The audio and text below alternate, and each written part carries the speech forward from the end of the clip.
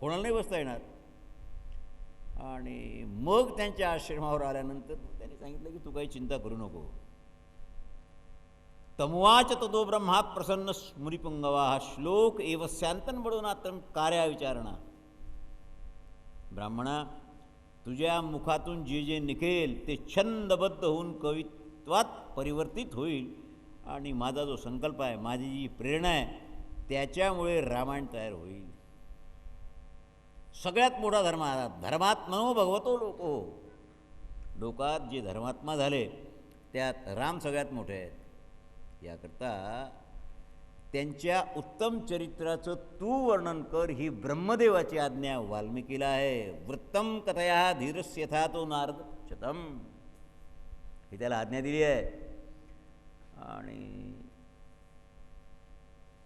तपाचम सर्वम विदितम ते भविष्यती. कारण काही वृत्तांत प्रगट असतो, काही गुप्त असतो.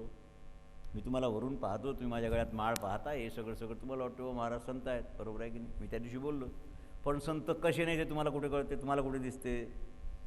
म्हणून गुप्त आणि प्रगट वृत्तांत, लक्ष्मण असो, सीता असो, राक्षस असो, यांचे जे गुप्त चरित्र आहेत तेही तुझ्या लक्षात येतील, तुला कळतील. सगळ्यांना जाणून तू रामायण लिही. तू सांगितलेला एकही शब्द सत्य होणार नाही. न ते वाग्मृता काव्य कचिदत्र भविष्यती कुतु रामकथाम पुण्याम श्लोकवध्याम मधुरमाम. आणि संसारात रामायणाचा प्रचार राहील. मुने, जोपर्यंत रामकथा लोकात राहील, तिचा प्रचार राहील, आणि तोपर्यंत तू त्याच्या जवळपासच राहशील, विचरण करशील.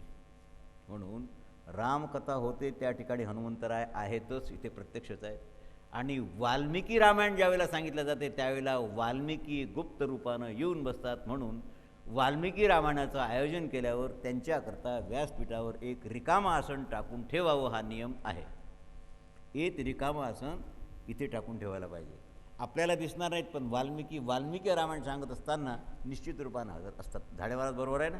हे मी वाल्मिकी रामायणातले ओरिजिनल श्लोक सांगून राहिलो, माझ्याजवळचं काही नाही. म्हणून इथे एक आसन आणून टाकायचं दुपारी. आत्ता असेल तर आत्ता आणून टाका. का? शुद्ध आसन याच्याकरता टाका, घोंगळ टाकून ठेवावं. कारण ब्रह्मदेव उवाच आहे ना, ब्रह्मदेव म्हणतात की तिथे वाल्मिकी राहील. याकरता ब्रह्मदेव जेव्हा अंतर्धान झाले, विचार करत होते काय करावं. तस्य बुद्धिर्यम जाता महर्षी त्यांनी सांगितलं मी आता रामायणाची रचना करील. मनोमय विचार केल्यानंतर आणि मग असं आहे, निबद्ध विषयांचं वर्णन संक्षेपात असते. तुम्हाला सांगितलं 30 श्लोकात कसं होईल? शॉर्ट रामायण आहे. तसं तर एका श्लोकातही रामायण आहे. आदौ राम तपोवनादिगमनम हत्वा मृगम कामचन, एका श्लोकाचं झालं. पण 30 श्लोकात सगळ्या रामायणाच्या प्रमुख प्रसंगाचं वर्णन त्यांनी केलेलं आहे. आता हे सगळं झालं, पण त्याला काय होईल? 24,000 श्लोक निर्माण झाले हो. 24,000 श्लोक. जसं आपण माईक दिला, काही लोकांना दिला नाही. काही लोक असे होते ज्यांना दिला नाही की आम्हाला महाराजांनी 5 मिनिटं द्यायला नाही लावले. कशी लेखाच्या समितीचे लोक आहेत. अरे आम्हाला तुझा स्वभाव माहीत आहे ना, तुला 5 मिनिटं दिल्यावर तुझ्या 25 मिनिटं गॅरंटीनं बोलला असता, बाकीच्या कार्यक्रमाचा विचार म्हणून नाही दिला. आता कोणाला सांगावं? वाल्मिकीने रामायण तयार केलं. तुम्हाला मी प्रसंग जसा आहे रामायणात तसा सांगतो. वाल्मिकी आणि रामपुत्र लवकुश त्यांच्याच आश्रमात जन्माला आले होते. चक्रवर्ती राजाची संतान अरण्यात जन्माला येते. बरं, आपल्या बायका दवाखान्यात बाळंतीण होतात. पूर्वी दवाखाने नव्हता तेव्हा मागीनच डॉक्टर, बरोबर आहे ना हे? हां. पण चक्रवर्ती राजाची संतान अरण्यात जन्माला आली एका आश्रमात, तेही संट्या ब्रह्मचार्याचा आश्रम. लवकुश ही भगवंताचीच इच्छा म्हणून झालं. तसं लवकुश 5 वर्षाचे झाल्यानंतर रामायण शिकवायला सुरुवात केली. धनुर्वेदापासून तो ब्रह्मास्त्रापर्यंत सगळं सगळंच त्यांच्याजवळ. लवकुशांना त्यांनी इतकं तयार केलं की ते रामपुत्र शोभावे, संताला संताचा पुत्र शोभावा. तर घडत नाही. संताची ते आप्त नव्हती. आणि ज्या मोठ्या फॅमिलीज असतात त्यात एक शैतान आणि एक साधू निर्माण होत असतो. विरुद्ध देव का निर्माण करतो? देवाला विचारावं गेलं, असं का करतो? तुकोबाराच्या कोलात कोण संत झालं? उत्तर द्या मला. नारायण बाबा झाले, पण ते त्यावेळेला तुकोबाराव वैकुंठाला गेले, पोटात होते 5 महिन्याचा गर्भ. संत होत नाहीत सहज. नाथापेक्षा मोठा कोण आहे? नाथांचा हरिपंडित संत झाला काय? विद्वान झाला. हरिपंडितासारखा विद्वान नाही कोणी, काशीलाही नाही. संतत्व नाही. जगदोद्धार विद्वत्तेमुळे की संतामुळे? वेद विदू जरी झाला, माते नेंटा वाया गेला, कडू सांडून पडला कोंडा, काय कराल त्याचं? रामायण काव्याचं निर्माण झाल्यानंतर त्यांनी पोरांना सांगितलं, पोरांनो, मी निर्माण केलेले 24,000 श्लोक आहेत. 24 सहस्राणी श्लोकानिमित्त वानृपा तथा सर्गश्चाच पंचम छटकांडानी. 24,000 श्लोक, 500 सर्ग आणि 7 कांडात मी हे प्रतिपादन केलेलं आहे. तेव्हा तुम्ही माझे शिष्य आहात, त्याचा प्रचार करा. रामायण नावाचं महाकाव्य, त्याचं दुसरं नाव त्यांनी पौलस्यवध असं दिलं. पौलस्य म्हणजे पौलसांचं पौत्र रावण, त्याचा वध. आणि हे महाकाव्य निर्माण झाल्यानंतर मग आता आज्ञेचं पालन आहे. तुम्ही हे महाकाव्य अयोध्येत याचं गान करा रे रावण, ऐकवा. काय आता शॉर्ट सांगायचं म्हणजे भ्रातरोहू काल ना कुठे बरं ठेवू. आता आपण त्यांना नमन केलेलंच आहे, त्यांचं आवाहनही करून टाकतो. वाल्मिकीचं आवाहन करावंच लागत नाही, कारण जिथे रामकथा आहे तिथे वाल्मिकी आहेतच, रामायण आहे तिथे मारुती आहेतच. फक्त क्रय विक्रय सौदा करून रामायण होतात, तिथे ना मारुती ना वाल्मिकी. वाल्मिकी रामायणाला वाल्मिकी आहेत, पण कोणत्याही संताचं रामायण असेल, रामचरितमानस असो, कोणतंही असो, त्या ठिकाणी हनुमंतराय आहेत. कारण हनुमंतरायाचा आणि रामदास स्वामीचा थोडा वाद झाला. रामदास स्वामीचे रामायण आहे. रामदास स्वामींनी सांगितलं की ज्या वेळेला हनुमान लंकेला गेले त्यावेळेला तिथे सीता जिथे होती त्या अशोकवनाची फुलं लाल होती. रामदास स्वामीच्या रामायणाला हनुमंतराय प्रत्यक्ष आहे, ते प्रगटच झाले. त्यांनी सांगितलं, खोटं बोलू नको संत आहेस, मी प्रत्यक्ष तिथे गेलो होतो. तू म्हणतो फुलं पांढरी होती, मी म्हणतो फुलं लाल होती. आता मागं पुढे झालं काय? रामदास स्वामी म्हणतात पांढरं फूल होतं तिथे, जिकडे तिकडे पांढरंच फूल. हनुमंतराय म्हणतात लाल फुलं होती. शेवटी केस कोठे जाईल? रामाच्या दरबारात जाईल की नाही? दोघाकरता राम मला प्रगट होणं आहे. त्याने विचारलं, महाराज कसं काय सांगावं? तुलसीदासजी म्हणतात की फुलं पांढरी होती, हे म्हणतो मारुती म्हणतो लाल होती. त्यांनी सांगितलं दोघांचं बरोबर आहे, मी सांगतो तुला. फुलं पांढरी होती कारण संत अन्यथा बोलत नाहीत, आणि मारुतीचंही म्हणणं सत्य आहे कारण या क्रोधानं डोळे लाल होते म्हणून याला पांढरे फुलं लाल दिसली. बसलं की नाही गणित? न्यायाधीश असा पाहिजे. डायव्हर्सच्या केसेस कोर्टात जातात, डायव्हर्स देणारा न्यायाधीश शहाणा नाही आहे, त्यांना जुळवून देणारा शहाणा आहे.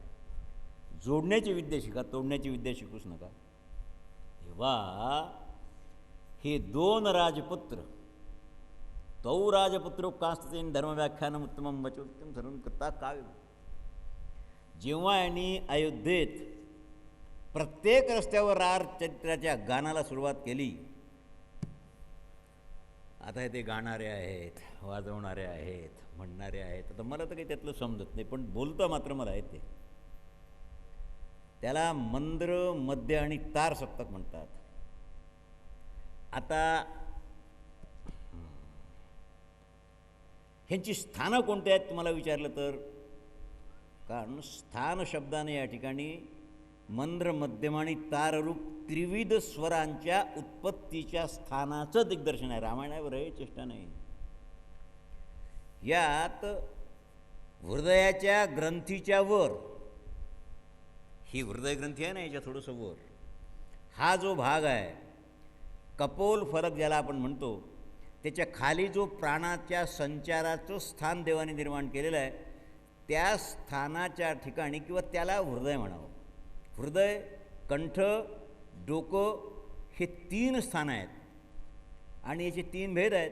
म्हणून हृदयाच्या ठिकाणी मंद्र सप्तक आहे, कंठाच्या ठिकाणी मध्य सप्तक आहे आणि डोक्याच्या ठिकाणी तार सप्तक आहेत.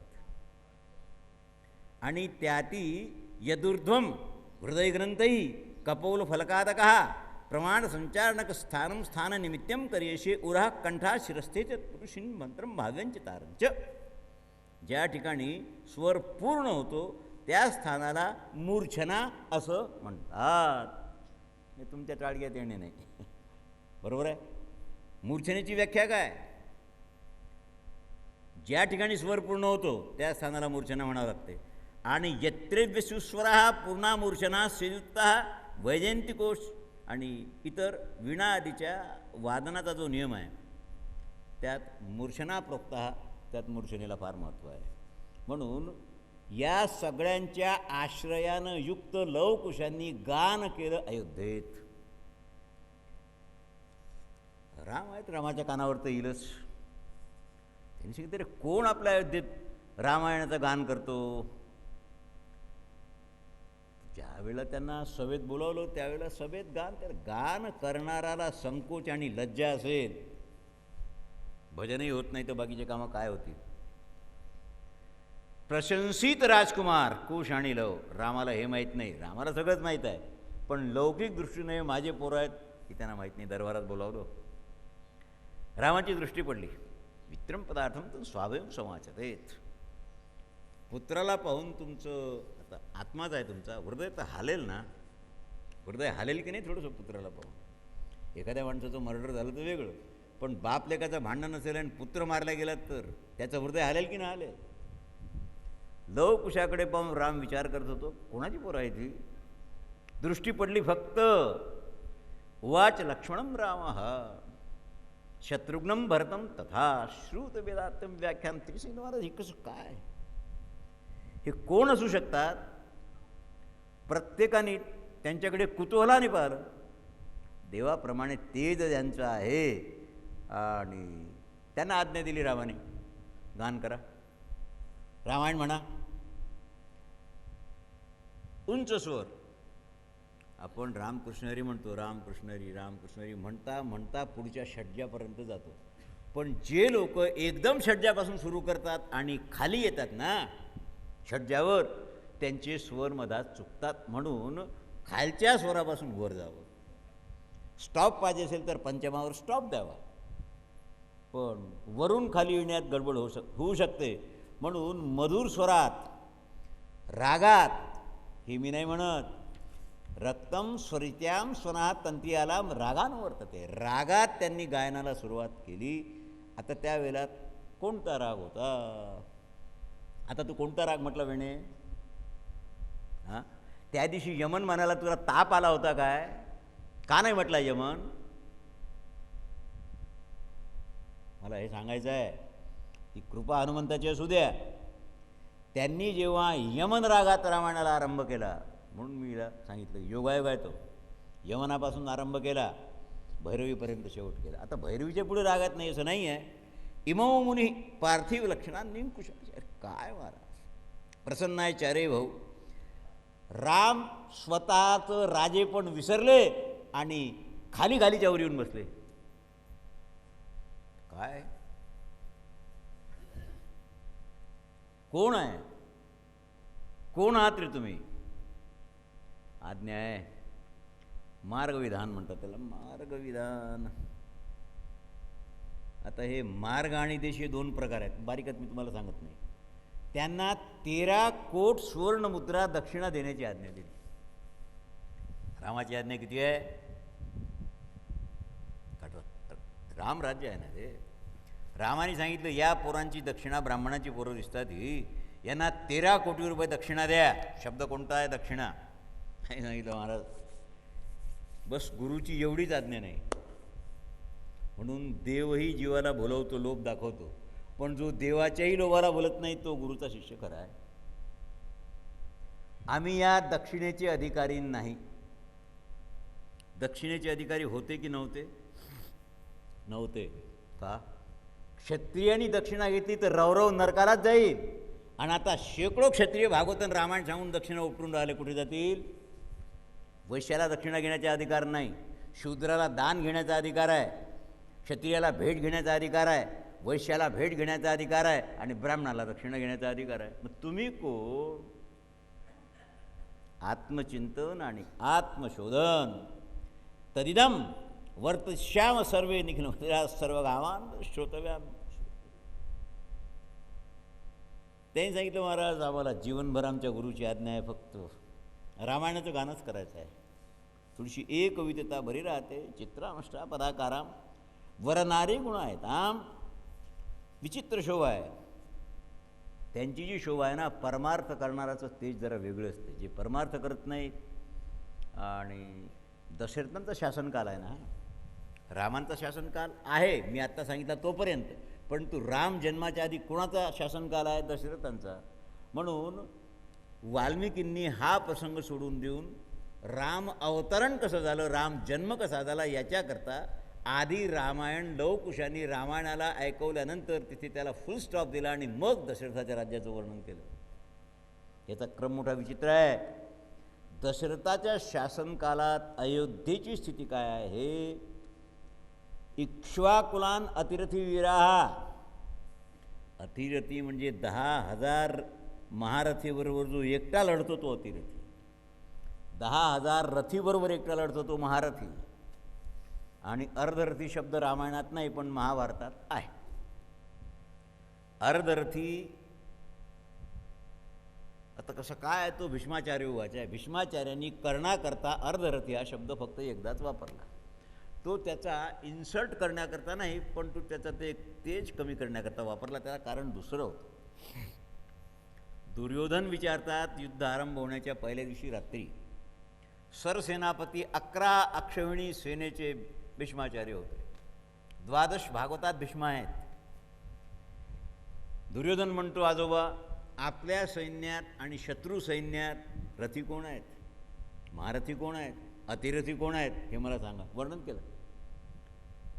कौरव योद्ध्यांचं, पांडव सगळ्यांचं वर्णन केलं. पण कौरवांच्या पक्षाचं वर्णन करताना कर्णाच्या नावासमोर अर्धरथी हा शब्द वापरला. परिणाम मोठ्या माणसाच्या बोलण्याचा कसा असतो?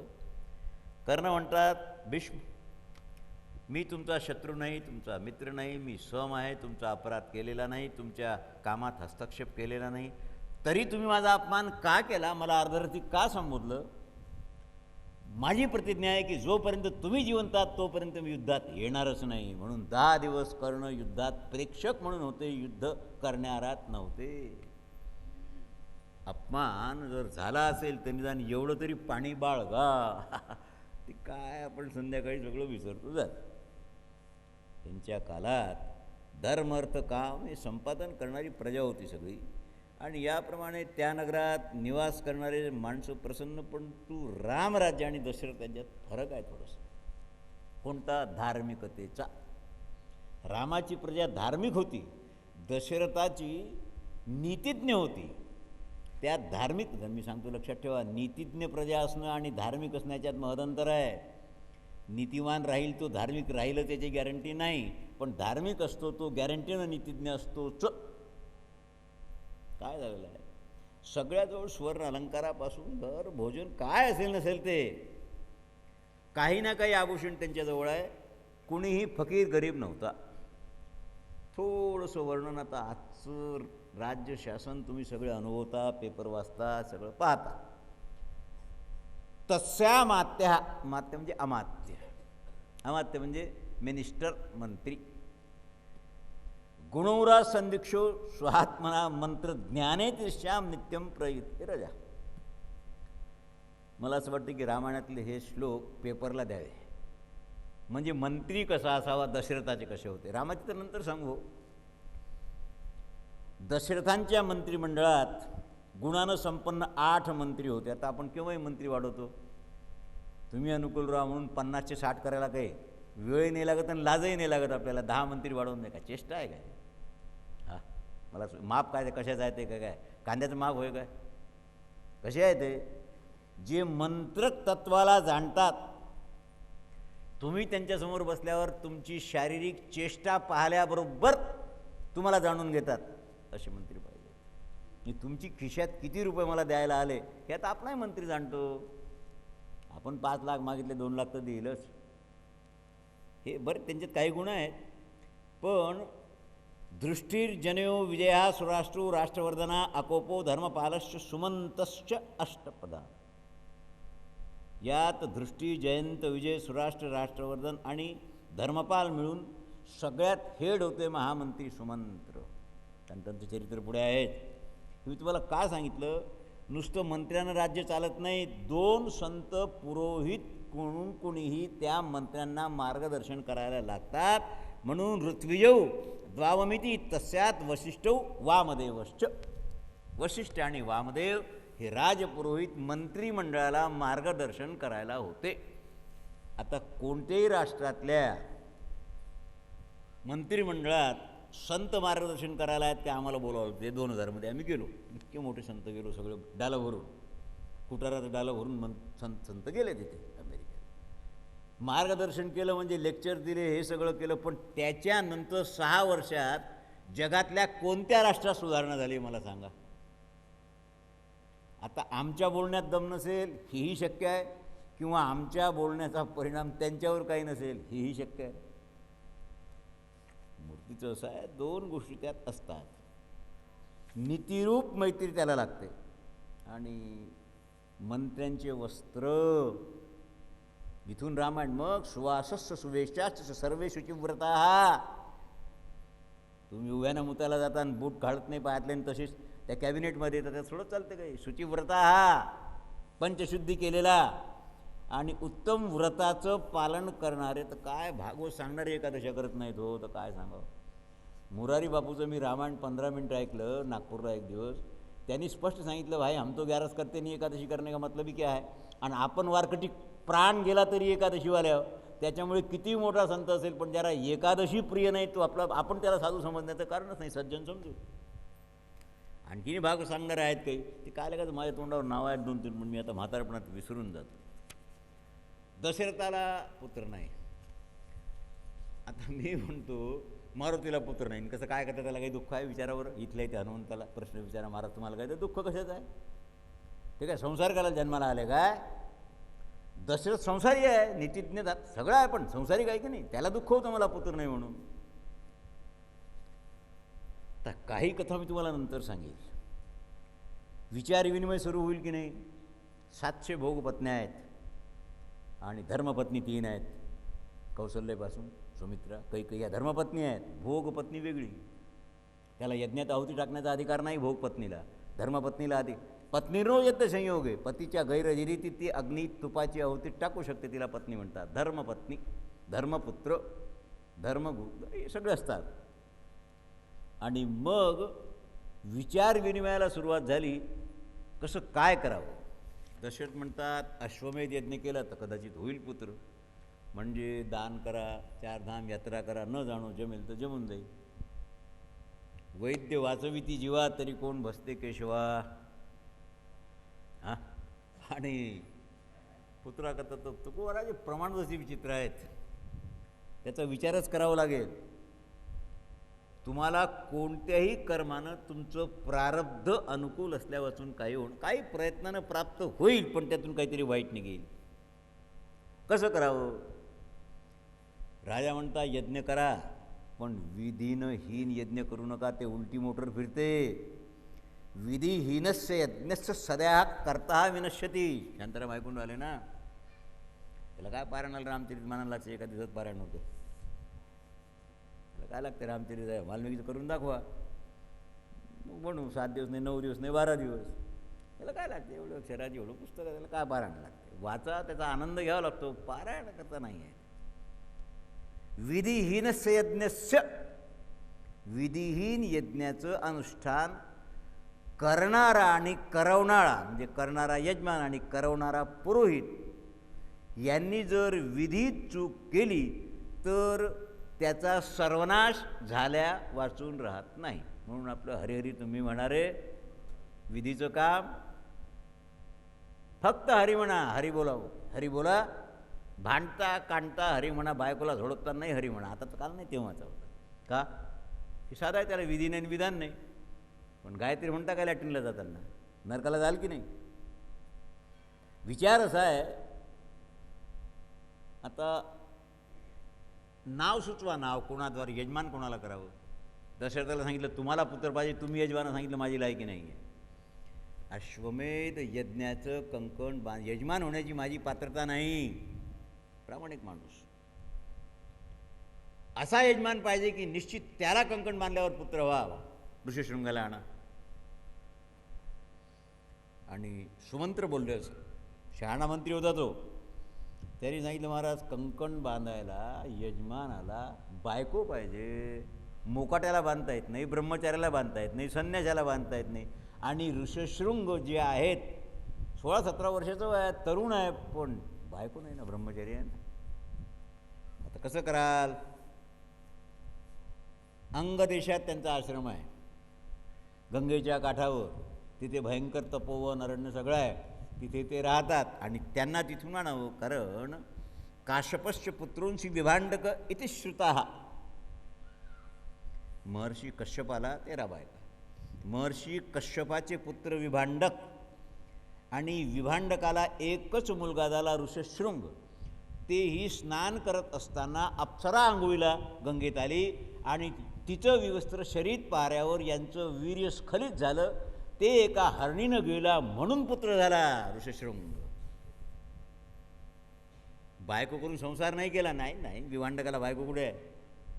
वीर्यस्खलन तर होईल ना. तुम्ही तर जाणता ना, पुरुष सगळे स्वप्नात होईल की नाही, स्वप्नदोष होईल की नाही. का होतो? स्त्रियाला थोडंच होतो काही. तुम्हाला का होतो? चिंतन विषयाचं आहे, मनाने विषयाचं चिंतन केलं, संपलं. त्या उर्वशी आदी अप्सरांना पाहिल्यावर यांच्या ठिकाणी जो विकार झाला, जलात वाहत असताना एक हरणी पाणी प्यायला आली, तिच्या तोंडात गेलं आणि पोटात गर्भ विभांडकाचा आहे, ऋषशृंगाचा जन्म झाला. शृंगी ऋषी वेगळा भागवतातला, ज्यांनी शाप दिला परीक्षितला तो वेगळा आहे बरं. हा ऋषशृंग वेगळा आहे. आईची खूण म्हणून हरणीसारखं एक शिंग होतं यांच्या डोक्यावर, ऋषशृंगांच्या एवढं शिंग होतं डोक्यावर. त्यांना माहीत होतं की तर काय सांगावं, मी नुसतं एक अप्सरा पाहिली आंघोळ करताना, तर माझ्या ठिकाणी हा विकार झाला, म्हणून माझं शेकडो वर्षाचं तप वाया गेलं. म्हणून त्या पोराला पहिल्यापासून शिकवलं, तू बाईचं तोंड पाहू नको नको नको, आणि जिथे कोय एज्युकेशन आहे त्या राष्ट्रात शाळेत जाऊ नको. किती वाचवा तुम्ही. तर काय या व्यासपीठावरून सांगू मी तुम्हाला, राजा नान्यम जानात विप्रदो नित्यम पुत्रनान द्वैविधम ब्रह्मचर्यस्य भविष्यती महात्मना. ब्रह्मचर्याचे तसे 2 रूप असतात. ब्राह्मणांनी ज्यावेळेला ब्रह्मचर्य राखण्याचा नियम केला, त्यावेळेला एक मेखला आणि दंड हाती घेतली की धारण स्वरूप ब्रह्मचर्य आहे. आणि जे गृहस्थ ऋतुकालातच पत्नीचं सेवन करतात तो दुसरा ब्रह्मचर्य आहे. ऋतुकाल सोडून पत्नीचं सेवन करत नाहीत ते गॅरंटीन 100% ब्रह्मचर्य आहे. आता काय बोलावं, गौण आहे. अग्निर्शिष्य वाणायम पितरम शिष्य सगळं तुम्हाला करावं लागेल. आणायचं कसं? कारण त्यांना आणणं महाकठीण. ऋषशृंगाच्या ठिकाणी तपस सामर्थ्य काही असो, ते शांत आहेत, पण त्याच्या बापाने गडबड केली तर, विभांडकाने जर शाप दिला तर. भावार्थ रामायणाचा विस्तार फारच केला आहे नाथांनी. थोडासा इतर रामायणात आहे, या ठिकाणी विस्तार नाही. ते वनात राहून तप करणारे आहेत. आता कसं काय कराल? म्हणून नगरातल्या प्रमुख वेश्यांना बोलावलं. वाल्मिकी रामायण असं म्हणते, आश्रमस्तूत वारमुख्यास्तून तत्न, म्हणजे वेश्या, प्रमुख वेश्या गावातल्या बोलावल्या. त्यात एक म्हातारी वेश्या होती. आश्रमस्यातिद्रम तेस्मिन् यत्त कुर्वन्ति दर्शने ऋषे पुत्रस्य धीरस्य नित्यमासीत सर्वतः पितृतु सत्संतुष्टो. तुम्हाला ऋषशृंगाला भुलून आणायचं काय करायला पाहिजे? थोडंसं वाल्मिकी रामायणाच्या बाहेरचं सांगतो. नाथांनी असं सांगितलं आहे की त्या वेश्यांनी सांगितलं की आम्हाला नावेवर वन तयार करा. जर तुम्ही गच्चीवर बगीचाला होता की नाही आता तसं, त्यांच्याजवळ ती लवकर वाढणारी वनस्पती, ती विद्या त्यांच्याजवळ असेल. त्यांनी 2 नावा, मोठ्याल्या नावा, 500-500 माणसं वाहून नेशीची, एकाला एक बांधल्या. त्या नावेवर माती टाकून बगीचा लावला. त्या बगीचाला लवकर फुलं निर्माण झाली, वनस्पती होती. आणि मग ती नाव शरयू नदीत 100 वल्लवणाऱ्यांनी त्या वेश्यांच्या म्हणण्याप्रमाणे नेली. पाहून घेतलं होतं आश्रम कुठे आहे. हे सगळं पाहिल्यानंतर जवळच नाव बांधून टाकली. आणि स्त्रिया सगळ्या वेश्या अप्सरेसारख्या स्वतःचा शृंगार केलेल्या आहेत. त्यांनी टायमिंग ॲडजस्ट केलं. टायमिंग यावेळेला विभांडक आश्रमात नसतात, बाहेर तपाला बसलेले असतात. त्यावेळेला ऋषशृंग तरुण पोरगा आहे, 16-18 वर्षाचा. त्यावेळेला ते गेल्या. त्या गेल्यानंतर मग यांनी कधी स्त्री पाहिलीच नाही.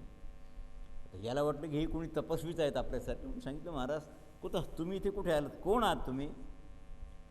कारण आता आम्ही ऋषीच आहो, पण स्त्रीरूप तुम्ही पाहिलं नाही म्हणून आमचं तप जरा वेगळ्या प्रकारचं आहे. तुमच्या तपाची पद्धत कोणती आहे? म्हणून तर काय श्रद्धाश्रमोपस्माकम समिवे शिवदर्शना. ऋषशृंग म्हणतात तुमचं दर्शनच फार शुभ आहे. तेव्हा आता तर काय एका वाक्यात त्यांना मोहलं थोडंसं. आणि ऋषिकालिंगना मोदकात प्रस्तैत मोक्षाम विचार. त्याला त्यात इतका आनंद झाला, सुख वाटलं की त्याला वाटलं लेकच आपल्या बापाने कधी अशा ऋषीची आपली भेटच घालून दिली नाही, हे तर लेकाचे वेगळेच आहेत वगैरे वगैरे वगैरे काय असेल त्याचा विस्तार करणे न लगे. काशपश्चात्मनो द्विजा.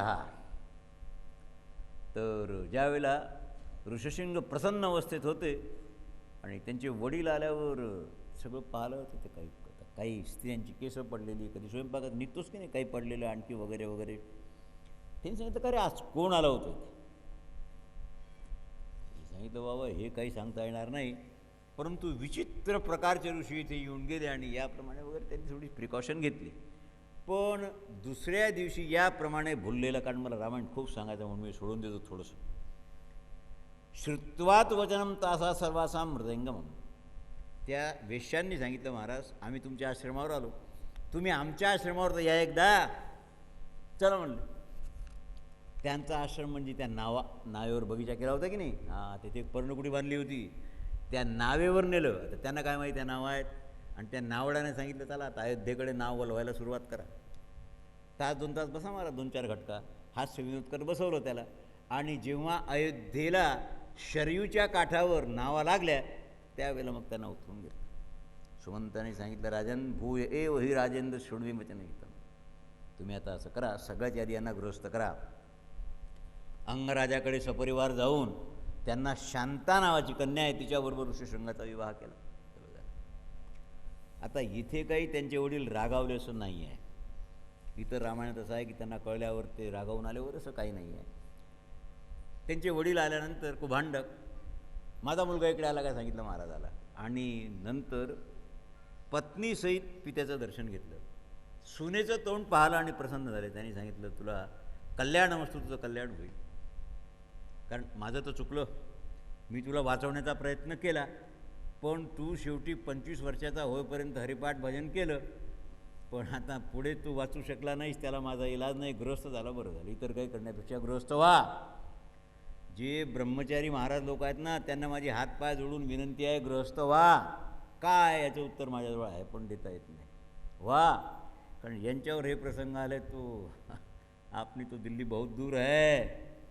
जागृतीतली बायको नाही, स्वप्नातली बायको गडबड करील, उड्या मारील, घोटाळा होईल. यापेक्षा गृहस्थ व्हा. आणि प्रामाणिक गृहस्थ झाल्यानंतर तुम्हाला जे सुख मिळेल ते ब्रह्मचर्यात मिळणार आहे. कारण ब्रह्मचर्य हनुमान हा काय तुम्ही की भीष्माचार्याला विचारा ना कशी गडबड होते.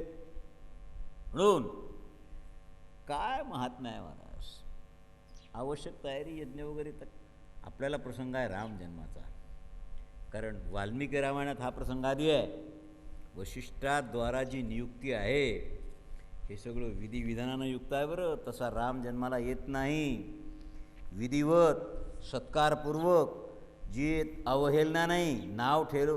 दान कसं कराल तुम्ही? दानानंतर मन नाही दुखलं पाहिजे. निकृष्ट दान करू नका.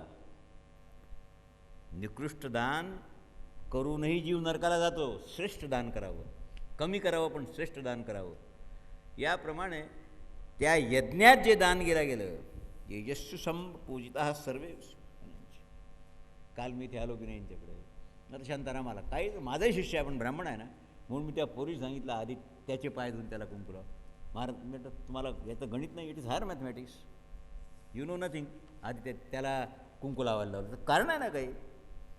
आणि दशरथांच्या इच्छेप्रमाणे अश्वमेध यज्ञाचं सांगोपाम अनुष्ठान झालं.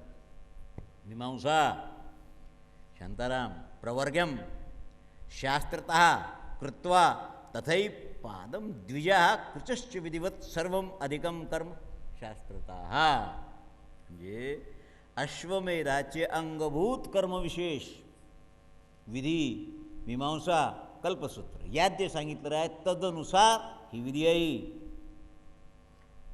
ब्राह्मण प्रवर्गाने काय सांगितलं त्याला? अश्वमेधाचा विधी करा. अश्वमेधाचा विधी कोणत्या ग्रंथात पाहाल? विधी ग्रंथात पहा, मीमांसा ग्रंथात पहा आणि कल्पसूत्रात पहा. हे पाहिल्या वाचून जे राजसूय किंवा अश्वमेध करतात ते यज्ञ करूनही शेवटी नरकाला जातात. प्रातःस्तवन, माध्यान्दिन सवन आणि तृतीय सवन. सवन म्हणजे काय कळते काय? तुमची शाखा कोणती आहे? माध्यंदिनी शाखेचे जे यजुर्वेदीय ब्राह्मण आहेत, यजुर्वेदीय ब्राह्मणात माध्यंदिनी शाखा आहे आपल्या पुरुषोत्तमची वगैरे आहे की नाही. तर त्याचं मी तुम्हाला अर्थ सांगतो. ऐंद्रश्च विधिवत दत्तो राजा चाभूषितो नगा माध्यंदिनंच सवनम. सवनम नाही, सवनम. नवरंस्वार द्यायचा, पाणी लंगडा करायचा. प्रावर्तता यथाक्रमम. सगळ्या देवतांची विधिपूर्वक पूजा करून त्यांना हविष्याचा भाग अर्पण करावा लागतो. पापनिवर्तक सोम म्हणजे सोमलतेचं कुंटन करून याप्रमाणे त्याच्यापासून रस काढावा लागतं आणि मग क्रमशः माध्यान्दिन सवनाचं कार्य प्रारंभ होते. कधी? ते कुटावं लागते ती रानात आणून वेल, तिचा रस काढावा लागतो. हे कर्मकांडात जरी आहे तरी या विषयात सोमम राजानम क्षातिनिषान असं शास्त्रवचन आहे त्याच्यात. पण सार मला हे सांगायचं आहे, तर तुम्ही सोडून द्या. हे सगळं त्या यज्ञात समाविष्ट कर्म पूर्ण करावं लागलं आणि 21 यूप होते. किती कुंड किती असावे? 21 यूपास्ते 21 यत्नतः. 21 कूप. त्यात अरत्नी. रत्नी कशाला म्हणतात? अरत्नी कशाला म्हणतात? 500 अंगुलं असे मोजून 1 2 3 4 5 500 अंगुलं मोजून घ्या, त्याला अरत्नी म्हणतात. आणि एवढे उंच केलेले पृथक पृथक 21 पांढऱ्या कपड्यांनी अलंकृत केलेले रांगोळी घातलेले. हे तुम्ही लक्षात ठेवा. यांच्या काही कामाचं नाही, कंटाळले असतील, पण कोणता माणूस काय करेल माहीत तर नक्की असावं. श्रवण कधी वाया जात नाही. त्या कॅसेट्स आहेत ना, तथाच सूत्रम तत्विकुलो याम. 24 बोटाबरोबर त्याचा एक माप आहे. आणि यज्ञ पार पडला त्यावेळेला त्या युपांना 300 पशु बांधलेले होते. 300 उत्तम अश्वरत्न. हे सगळं अश्व म्हणजे घोडा. सगळ्यात चांगला घोडा जो होता दशरथाच्या घोडशाळेत तो तिथे आणून बांधलेला होता. आणि कौसल्या तम हृदयम तत्रम परिचर्या समस्तम. ते मोठं विचित्र आहे. सगळ्यात मोठी राणी कौसल्या आहे, तिचं प्रोक्षण केलं आणि मग अश्वाचा संस्कार केला, घोड्याचं पूजन. त्यात आवाहन करावं लागते, कारण पशु असला तरी नरकाला जात नाही तो. अशा अश्वाला प्रसन्नतेनं 3 प्रदक्षिणा तिनं केल्या कौसल्येनं. क्षत्रिय होते ना. तलवारीनं स्पर्श केला आणि 1 रात्र महालात न झोपता जिथे अश्व बांधलेला होता तिथे शयन केलं राणी कौसल्याने. तत्पश्चात होतारिष्य स्तोगता हसेन सोमेजेत. कौसल्या ह्या 3 बायका सोडून द्या, मी सांगतो हे ऐकून घ्या, तुम्हाला रामायण सांगावं लागेल. ह्या ज्या 3 पत्नी होत्या कैकेयीपर्यंत सुमित्रा आदी, ह्या सोडून क्षत्रिय महिषी ही कौसल्या. क्षत्रियाची राणी म्हणजे मुलगी कौसल्या ही त्यांची महाराणी. एक वैश्य जातीची होती वावाता आणि शूद्र जाती होती पतिवृत्ती ही. या सगळ्यांना त्या अश्वाचा स्पर्श करायला लावला. क्षत्रियाला 3 बायका करण्याचा अधिकार आहे, ब्राह्मण स्त्रीलाही करतायत. क्षत्रियाला 3, क्षत्रिय वैश्य आणि शूद्र. वैश्याला 2, वैश्य आणि शूद्र. शूद्राला फक्त 1 आणि ब्राह्मणाला 4. ब्राह्मण, क्षत्रिय, वैश्य आणि शूद्र याप्रमाणे 4 बायका करण्याचा अधिकार फक्त ब्राह्मणाला आणायचं. सगळे ब्राह्मण 4-4 बायका करू नका बरं, एकी रस्ता तुमच्या होती राज आणायला. मी तुम्हाला हे रामायण सांगून आलो, मध्ये विधी सांगून आलो. आणि मग पतत्तिळा आंबा ते अश्वकंद म्हणतात की नाही, अश्वकंद फळ असते की नाही, त्या अश्वकंदाचा गुदा आतला वरची साल काढून मग त्याला पक्व केलं. आणि ते पक्व केल्यानंतर 16 ऋत्विज होते. 16 ऋत्विजांनी अग्नीत विधिवत आहुती टाकली. आता अतिरिक्त अन्नयज्ञात जे हवी दिल्या जाते ती पाकरच्या समितीची दिल्या जाते. इथे पाकरच्या समितीची नाही. हा विधी तूप म्हणा तुम्ही तुम्हाला कळण्याकरता त्याच्या त्याला आहुत्या द्याव्या लागतात वगैरे वगैरे. सार मला काय सांगायचं आहे, इतक्या दक्षतेनं विधीनं युक्त यज्ञ केल्यानंतर आणि मग केलेली प्रार्थना मी आता सांगितली त्याप्रमाणे देवतांची प्रार्थना, 33 देवतांची प्रार्थना, कोटी म्हणजे कुळ.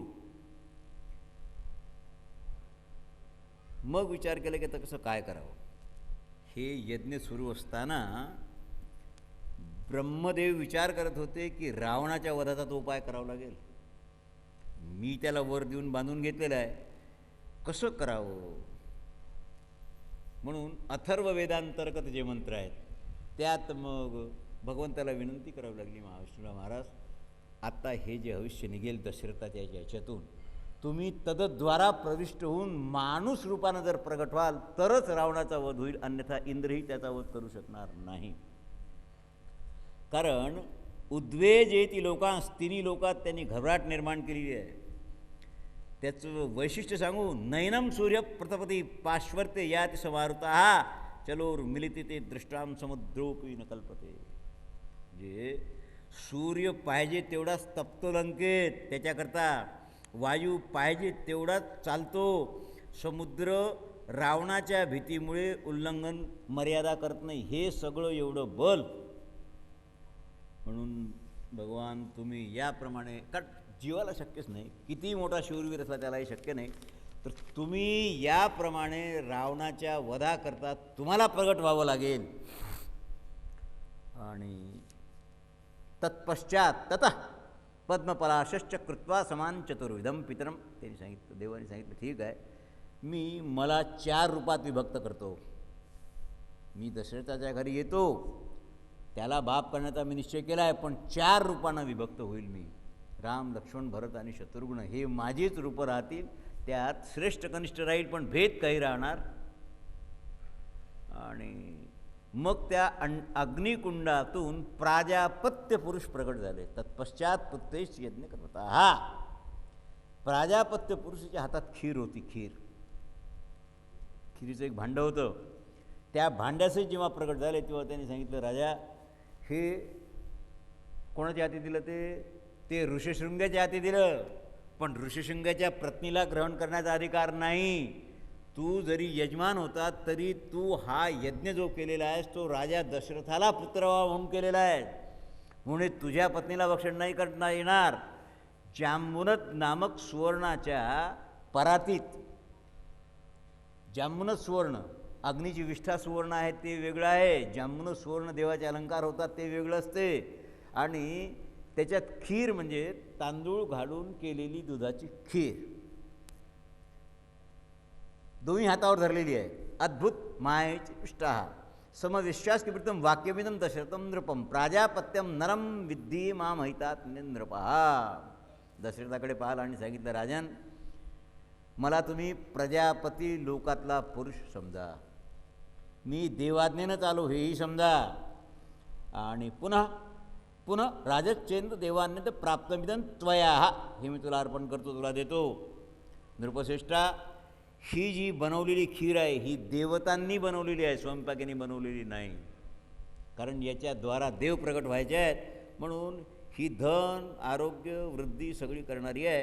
आता तू असं कर की ही खीर अंतःपुरात जाऊन तुझ्या स्त्रियांना खायला दे. ज्या स्त्रीला हे खायला देशील तिला पुत्रोत्पत्ती गॅरंटीनं होईल. राजा पहिल्यांदा कौशल्याच्या महालात गेले. सोमतुम प्रविश्य कौसल्यामिदं ब्रवीत. कौशल्ये, मी तुला सांगतो, ही खीर तू भक्षण कर. सगळं नाही दिली तिला, राजा दशरथ आहेत ते. जेवढी खीर होती, लक्षपूर्वक आहे का, त्यातला अर्धा भाग कौशल्याला दिला. अर्धा कौशल्याला दिला, कारण रामाचं प्रगटीकरण आहे आणि 4 भागात विभाजन करायचं आहे. मग त्यांनी अर्ध्यातला अर्धा भाग, अर्धा उरला की नाही, त्यातला 1/4 सुमित्रेला दिला. आणि उरलेला अर्धा कैकेयीला देण्याकरता पुन्हा त्यांचा विचार बदलला. काय गडबड झाली? प्रपदौ चा वसिष्ठार्थ पैसा दानम नृपोत्यम अनुचिंत सुमित्राय पुनरुपे महानती. म्हणजे 1/4 भाग दिला की नाही सुमित्रेला, दिला तो. उरलेल्या 1/4 भागाचे पुन्हा 2 भाग केले. त्यातला एक भाग कैकेयीला दिला आणि उरलेला पुन्हा सुमित्रेला दिला.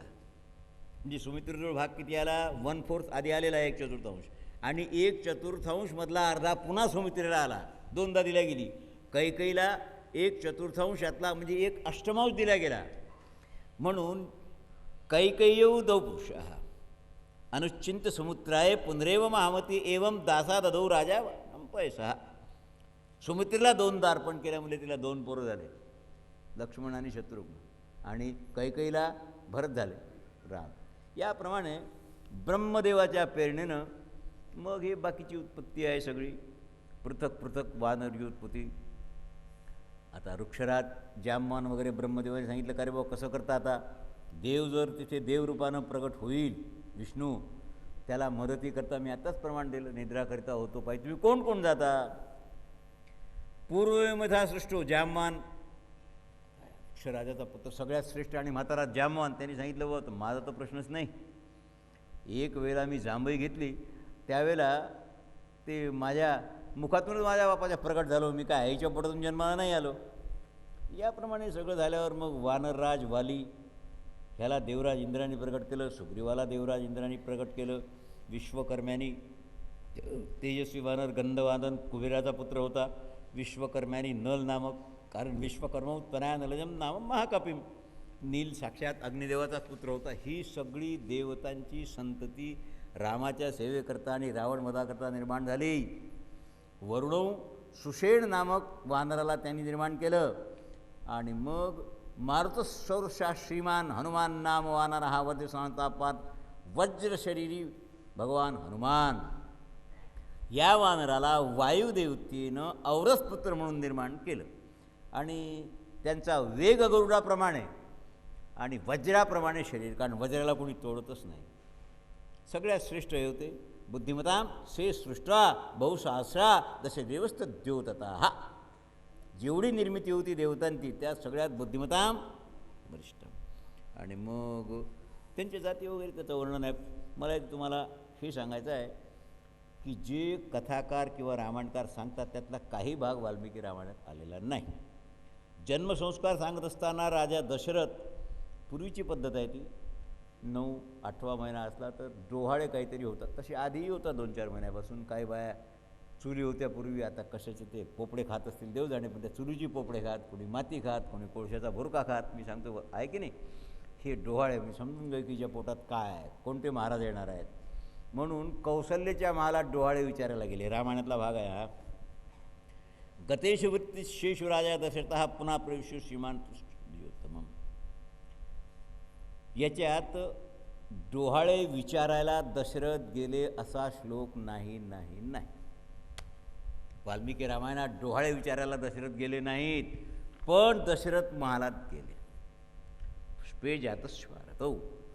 ज्यावेळेला प्रसव वेदना सुरू झाल्या, प्रसव वेदना ततो तथा समाप्ते तृतीराम प्रस्तः.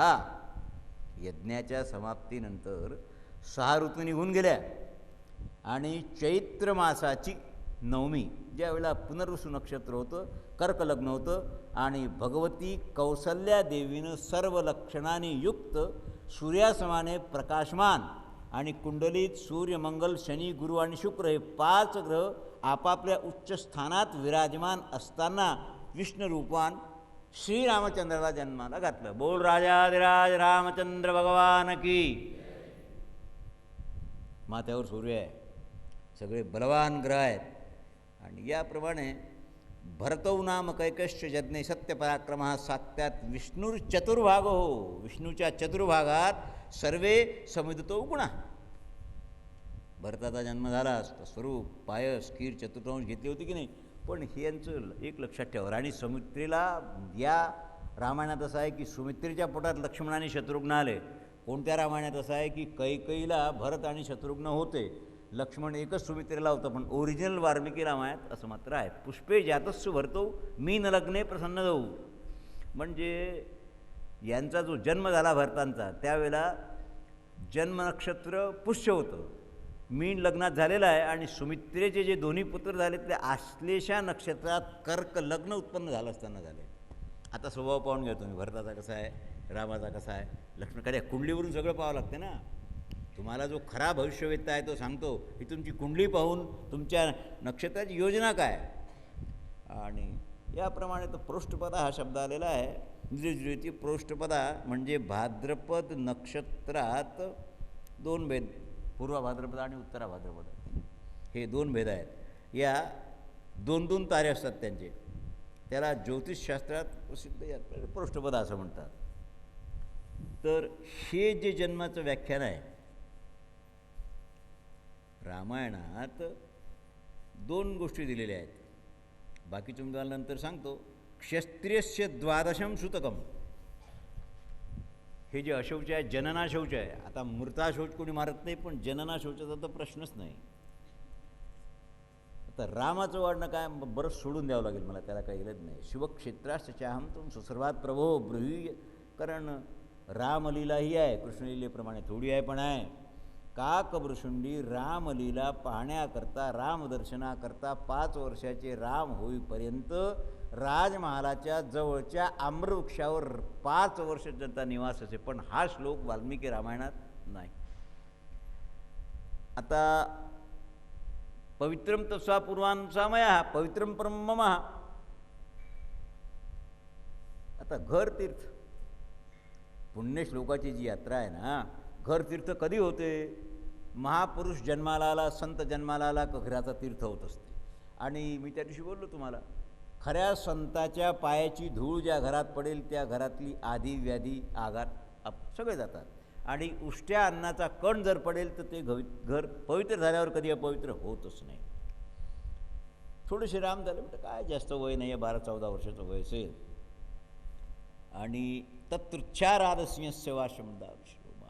एक दिवस विश्वामित्र राजा दशरथाकडे आले. कथा तुम्हाला माहीत आहे, थोडंसं मी सांगतो. त्यांनी सांगितलं, राजन तुम्हाला 4 मुलं आहेत, मी यज्ञाचं कंकण हाताला बांधलेलं आहे, मी धनुर्विद्या जाणतो, सगळं जाणतो, पण हाताला कंकण असल्यामुळे मला शस्त्र हाती घेता येत नाही. आणि माझा यज्ञ निर्विघ्न पार पडेल असं मला वाटलं होतं, पण काही विघ्न संतोषी लोकांनी माझ्या यज्ञात विघ्न निर्माण केलेलं आहे. म्हणून ते विघ्न नष्ट करण्याकरता तुझा मोठा मुलगा राम मला 1 महिन्याकरता माझ्या स्वाधीन कर. आता नचतौ राघवन. वाल्मिकी म्हणतात, ज्याला म्हातारपणात संतती होते ती अतिप्रिय असते. म्हातारपणातली बायको, म्हातारपणातला मुलगा अतिप्रिय असते की नाही, तिच्यावर फक्त लक्षच ठेवावं लागते. ह्याच्याला 1 सेकंद तुमच्यापासून दूर नाही गेला पाहिजे, अशी पंचायत आहे. विचार झाला, नच पुत्रमान स्नेहम, तू पुत्राच्या स्नेहाला माझ्यासमोर आणू नको, मी संत आहे, तपस्वी आहे, तुझ्या पोराचा काही अपघात होणार नाही. 16 वर्ष, हे 16 वर्ष लागलं होतं रामाला.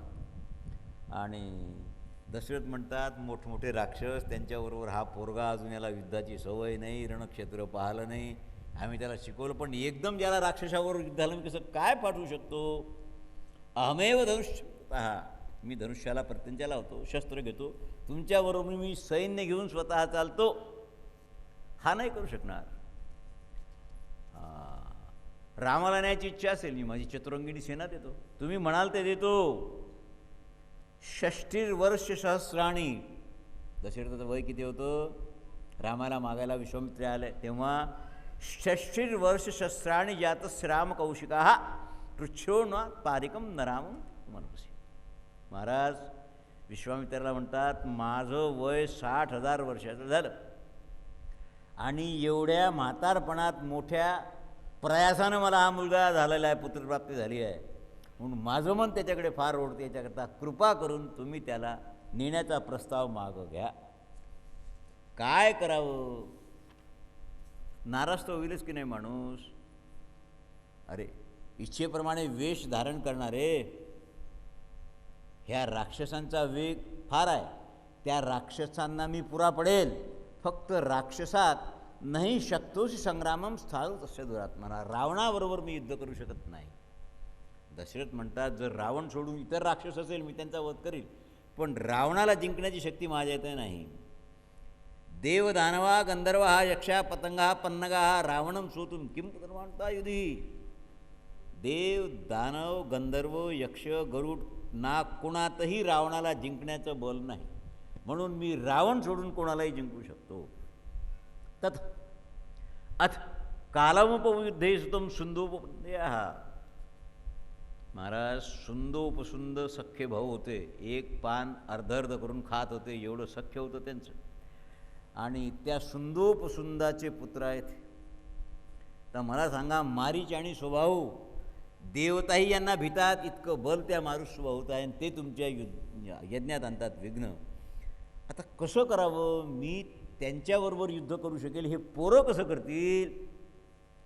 ठीक, यदिदम ते क्षमम राजन गमिष्यची येतात. तर मी परत जातो. तुला नाराज करून मी रामाला नेईल असं नाही, पण तू काकुस्थ कुलात पुरुषरत्न आहेस, तू या कुलाची प्रतिष्ठा घालवली असं मी समजतो. कारण या काकुस्थ कुलात ब्राह्मण मागायला आला आणि त्याला नाही म्हणणारा पहिल्यांदा तूच आहेस असं दशरथाला बोलले. आता काय कराल? शेवटी अत्ररूपम विज्ञाता सर्वे महामुने नृपतीम सर्व वशिष्ठो वाक्यम ब्रवीत. आतापर्यंत वशिष्ठ बोलले नव्हते. वशिष्ठांनी मग मध्ये बोलायला आरंभ केला. त्यांनी सांगितलं, महाराज इक्ष्वाकुणम कुले, प्राण गेला तरी कुलाची परंपरा घालवता येत नाही. प्राण येतात जातात, पण प्रतिष्ठा बार बार आती नहीं जाती नहीं, इसलिए आप हमारी बात को मानना है आपको.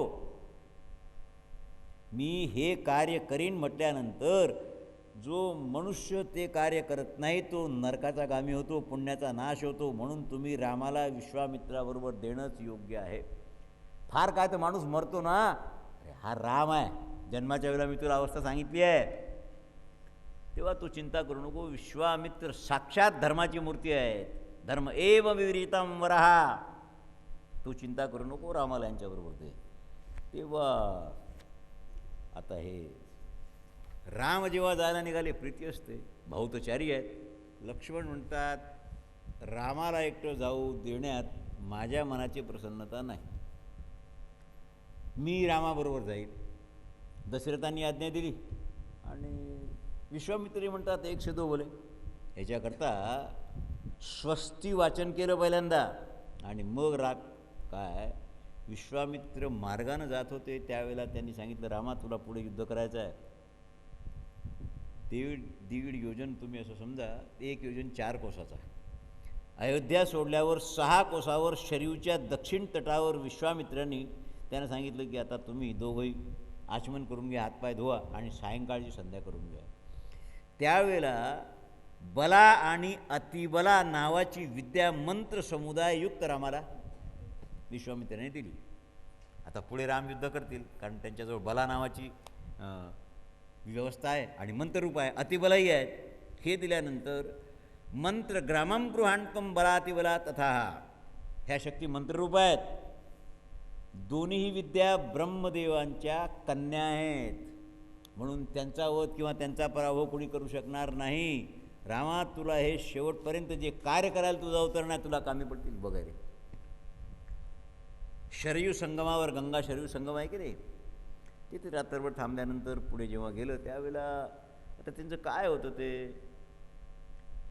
कामाने आक्रमण केलं, जीर्णशीर्ण होऊन, म्हणून त्या देशाचं नाव अनंगाय वगैरे ह्या कथा आहेत. त्या मी तुम्हाला सांगणार नाही तर, कारण ताटकावर सांगत असताना जेव्हा प्रवास यांचा सुरू आहे त्यावेळेला यांनी माहिती दिली, विश्वामित्रांनी सगळीच माहिती दिली. सिंह, व्याघ्र वगैरे वगैरे जे आहेत ते तिथे सगळेच आहेत. मी तुला सांगतो, पूर्वकालात या ठिकाणी समृद्धशाली जनपद होतं, त्याला मलत आणि करुष असं म्हणत असो.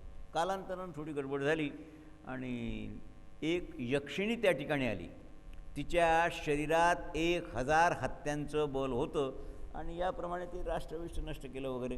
त्यांनी सांगितलं ही ताटका आहे, स्त्री आहे पण ताटका आहे. पूर्वकालात पूर्वमासोंसिमन्या सूर्यकेतू नाव विर्यवान, सुकेती नावानं प्रसिद्ध एक महान यक्ष होता. पराक्रमी होते, सदाचारी होते, पण त्यांना संतान नव्हती. म्हणून त्यांनी तप केल्यानंतर एक कन्यारत्न सुकेतूला ब्रह्म्याने दिलं, तिचं नाव ताटका. ब्रह्मदेव अशी कशी कन्या देतो? अरे बाबा, बलासहित तिला अर्पण केलं, परंतु तिचा आचार विचार बिघडला ड्यू टू बॅड सोसायटी. चांगले पोरं बॅड सोसायटीवाल्याच्या घरी जाऊन त्यांच्याबरोबर राहून त्या दिवशी ते बिअर प्याले, बिअर म्हणजे दारूच आहे की नाही, ते प्याले आणि रात्री 1 वाजता गाडीचा ॲक्सिडेंट झाला. अरे वारकऱ्याचा पोरगा आहे, तू कसं काय दारू प्याला? Due to bad society. माझे मित्र 5-6 पेलो, जीव वाचला पण दंगडी गेली. आता काय करावं? अगस्त्याने सांगितलं. त्यावेळेला ताटकेला शाप द्यावा लागला. तिने जेव्हा खोड्या सुरुवात केली तेव्हा शाप दिला आणि सुंदालाही मारून टाकला. ताटकापटी सुंदाचाही वध केला. सुंदा जो सुंद होता त्याची पत्नी होती ताटका. मग आता ही विधवा आली. भयंकर रूप झालं होतं तिचं. स्त्री रूप टाकून राक्षसीचं रूप म्हणजे काय, त्याला शिंग फुटत असं नाही, स्वभावात बदल होत असतो. स्वभावात बदल. ताटका समोर आल्यावर तो रामाने सांगितलं की तर काय करावं महाराज, ही स्त्री आहे, मला बांधणे चालवत आहेत. सांगितलं वेडा आहेस काय, तुला माहीत नाही काय, श्रीवते ही पुरा शोको विराचन सुतामृपा हा पृथ्वी म्हणतो इच्छामी मंथना. राजा, आम्ही असं ऐकलं आहे की पूर्वकालात एक विरोचनाची कन्या होती मंथरा. पृथ्वीचा नाश करण्याकरता तिने तप केलं. वध करावं लागला. इंद्राने तिला मारून टाकलं स्त्री असूनही. शुक्राचार्यांची माता भृगुपत्न्या पतिव्रता होती, पण त्रिभुवनाला इंद्र शून्य करण्याचा विचार केला. त्यावेळेला विष्णूने तिला मारून टाकलं. ह्या स्त्रियाच होते की नाही. तुला ताटकेला मारायला काय हरकत आहे? पुढे ताटका वध आहे. कारण आपल्याला जनकपुरापर्यंत जायकरता ह्या क्रमानं जावं लागते. म्हणून मायाबलानं संपन्न होती. काला मी याला नाक कान कापून टाकतो म्हटलं. सांगितलं महाराज, नाक कान कापूनही मरणार नाही, हिची गमनशक्ती नष्ट करावी लागेल, म्हणजे हातपात मग काय राहील तिचं. याकरता प्रयात्युत्स्कंदा करौ विच्छेद पत्रिभिही. दोन्ही हात कापून टाकले, पाय नष्ट केले सायकानं, आणि लक्ष्मणाने बाणानं काय काय असेल नसेल ते हतबल. तेव्हा नाईलाजानं ती तोंड फाडून खायला आल्यावर नाईलाजानं छातीत बाण मारून रामानं शेवटी तिचा वध केला. साधुवाद, कारण जे दुष्ट असतात त्या दुष्टांच्या पाप्यांच्या फिनरलमध्ये, म्हणजे प्रेत यात्रेत हजारो लोक असतात, स्मशानात भाषणे देतात, ते काय काय म्हणतात ते अर्पणही करतात, पण आत आनंद असतो त्यांना. पाप गेलं तर काय करावं हे लक्षात ठेवा बरं. स्मशान यात्रेला लोक फार असले म्हणून ते त्याच्याविषयी त्यांच्या चित्तात प्रेम आहे असं नाही. थोडा विचार करावा लागेल. दुर्जनम प्रथमम वंदे. इंद्राचं वज्रास्त्र, शिवाचं त्रिशूल, ब्रह्माशिराचं ब्रह्मशीर, हे सगळे अस्त्र ऐशिकास्त्रापासून रामा मी तुला प्रदान करतो, तू ग्रहण कर. आता थोडंसं मला सांगा, ही जी ब्रह्मास्त्रापासून अनेक अस्त्र रामाला मिळाली ती कुणाकडून मिळाली? विश्वामित्राकडून. दशरथाच्या मोहामुळे दशरथांनी जर जाऊ दिलं नसतं, राम आले नसते, तर ह्या अस्त्राची प्राप्ती कुणाकडून झाली असती रामाला? आज तुम्ही महाराज झाले, ज्ञानेश्वरी सांगता, प्रवचन करता, कीर्तन करता, कुणामुळे? बापामुळे? आईमुळे? नाही नाही. वारकरी शिक्षण संस्थेत दा, कुणा संताबरोबर राहा, त्याच्यावरूनही घडलं काय? हे आईबाप हिताचे इच्छुक आहेत, पण हिताचा पत्ता नाही. हित नाही ठावे जननी जनका, दहावीला लौकिकाच्या आरती, लग्न करून देतील, बाकी करतील, धन देतील, शेती जातील, तुम्हाला संत नाहीत करू शकत. मोर शिकिरे आहे महाराज. याकरता विश्वामित्र म्हणतात, आता मी तुला पाश देतो. धर्मपाश, कालपाश आणि वरुणपाश हे सगळ्यात मोठे अस्त्र आहेत.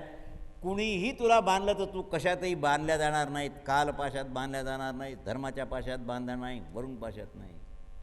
धर्मपाशात आपण बांधल्या गेलो आहो की नाही? आहो की नाही? शिष्य कोणती उभी यायला? शिष्य शास्त्रादी विलासे, मठादी मुद्रेची निमिसे, घातली आती फासे, निसंगा जेणे माऊलीनं याला धर्मपाश म्हटलेला आहे. मठ आहे, आश्रम आहे, मोठा आहे, लाखो रुपयाचा, कोट्यावधी रुपयाचा आहे. धर्माच्या नावाखाली तुम्हाला बांधून टाकला हा धर्मपाश.